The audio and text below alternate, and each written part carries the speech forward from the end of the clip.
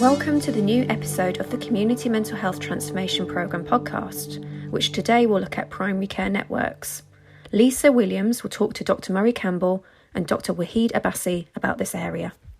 My name is Lisa Williams, and joining me for this chat today are... Hi, I'm Murray Campbell.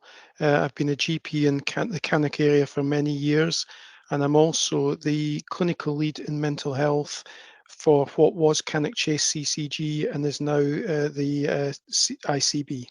And my name is Dr. Waheed Abbasi, and I'm a GP in Newcastle under Lyme, and I'm clinical lead for mental health for Integrated Care Commissioning Board, Staffordshire and Stoke-on-Trent.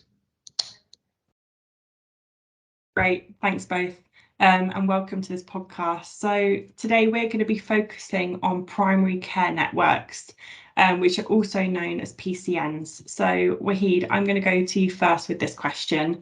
So could you explain what a primary care network is and how they relate to the transformation of community mental health care across Staffordshire and Stoke-on-Trent? Thank you, Lisa. So under the Health and Care Act 2022, you would see significant changes the way primary care works. One of the changes is that the primary care GP practices are coming together in small groups. These groups are called primary care networks, or PCNs, as commonly known. And you will see that the PCNs working together in small groups, they will be integrating their services. They will have additional roles which are going to be deployed within the PCNs. This work already started, and we have a significant number of additional roles, including mental health practitioners in primary care, GP surgeries, working together at a small scale. This allows allows primary care GP practices to work together, share their resources, and increase capacity and access. Thanks, Waheed. So I'll go to Murray for the second question. Can you talk about some of the work that's happened so far within PCNs and what we've learned so far? Yes, certainly. I think we've just got to take a step back, possibly, because we have to accept that we have been through really abnormal times, and the PCNs and general practice has been the front line of that, with initially the pandemic, subsequently the vaccination program, of which PCNs were largely responsible for, and general practice and PCNs are really now picking up a lot of the backlog created by long hospital waiting lists, etc., as a result of the pandemic. So I think a bit of disclaimer, perhaps things haven't moved on quite as well as we would have anticipated perhaps 3 years ago, but we have made significant progress. In fact, I think Waheed mentioned the roles of additional roles within PCNs, and one of the key roles is the mental health practitioners. And although they are not directly part of the mental health transformation program, they are extra mental health practitioners who are going to be based in the community, and obviously would have a key role in the working of the community mental health transformation program. One of the earlier things that we did was communication with PCNs and sharing sort of our health inequality work with the PCNs, looking at sort of demographics and inequality demographics within PCN areas, and sort of demonstrating how aspects of the community mental health transformation program would benefit the PCNs and obviously the service users within PCNs.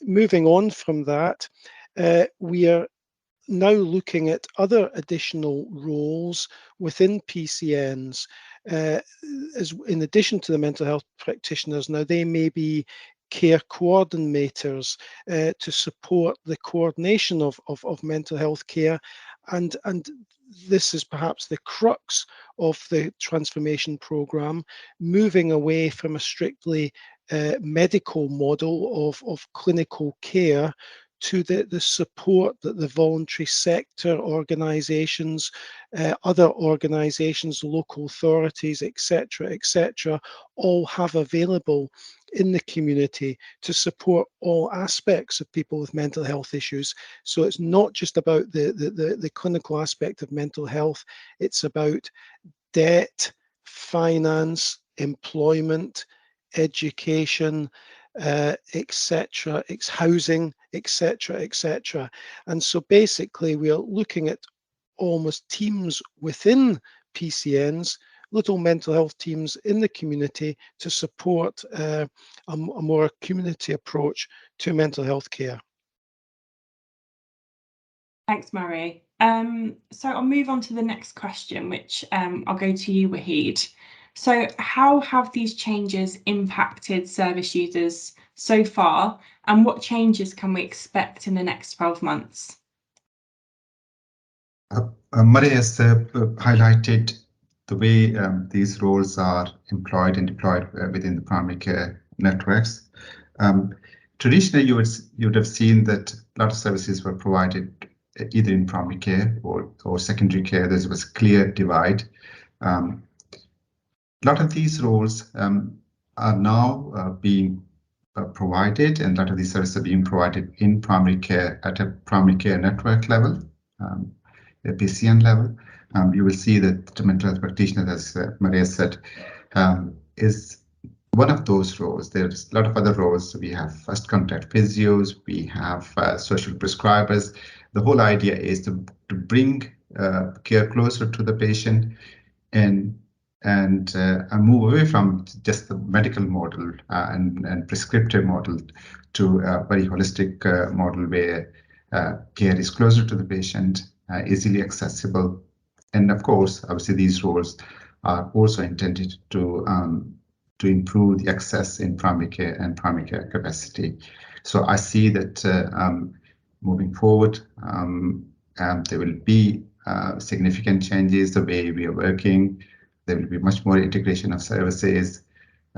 It should be a seamless pathway for the patients who come to us in primary care.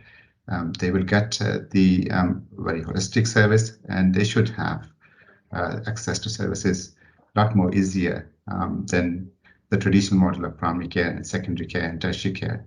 So there will be a lot more integration, as said, and hopefully this will also increase capacity within the primary care. Thanks, Waheed. That sounds great. So the final question, I'll come to Murray for this one. So obviously there's lots of work going on at the moment within PCNs, but how important do you see this work being going forwards? Well, I think it's absolutely key to the community aspect of the transformation program.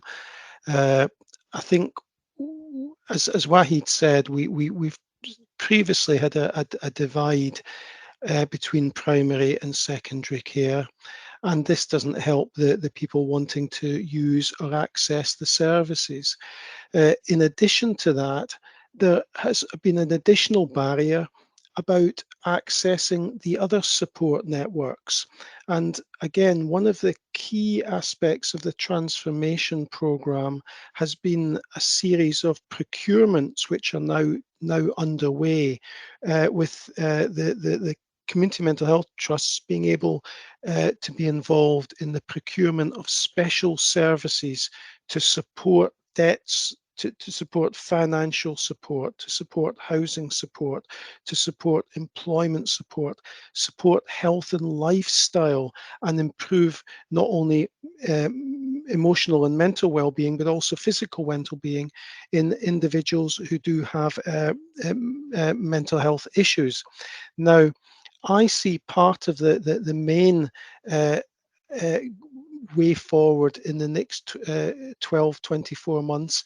Once these services are in place, I think it's absolutely key that they are readily accessible to those with the mental health need. And I think we've had a bit of a conversation about that, Lisa, previously. It's one thing putting these services in place. It's another thing actually raising awareness and being able to access those. And certainly, I would be very keen for PCNs and individual GP practices to be able to to be able to signpost their patients to be able to access these new services to support them in a holistic sort of way. And I see that as a major piece of work that we want to take forward over the next 12 months. And again, that would involve the whole mental health team within PCNs. That would be the mental health practitioners, the social prescribers, care coordinators, etc. And so someone with a mental health need would have come to whoever with that need. And of course, some aspects of that care may need specialist support or clinical support, but many other aspects may need advice with other matters of daily living. And so therefore there'd be a seamless approach and seamless access to all those services, which I see as being the general overall ethos of the Community Mental Health Transformation Programme.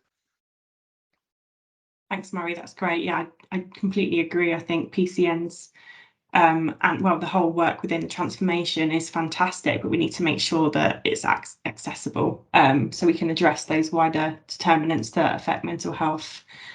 Okay, so that's all from us here at the MPFT Community Mental Health Transformation Podcast. Thank you so much for our guests, Murray and Waheed. And of course, thank you to our listeners for tuning in.